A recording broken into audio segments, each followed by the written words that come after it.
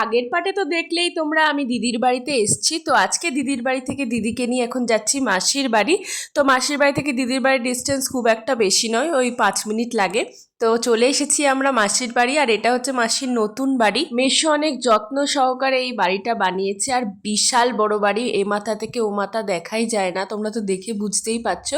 তো যাই হোক, এখানে আমরা এসছি, আর এইদিকে আমি দেখো দুটো কেক বানিয়ে নিয়ে এসেছিলাম, অরেঞ্জ কেক আর চকলেট কেক, সেটাই আমি কাটছি, সবাই খাবো। এইদিকে দেখো লিকার চা দুধ চা দুটোই চলে এসেছে, আর বোতাম এখানে বিস্কুটটা খাবে বলে দুষ্টুমি করে যাচ্ছে।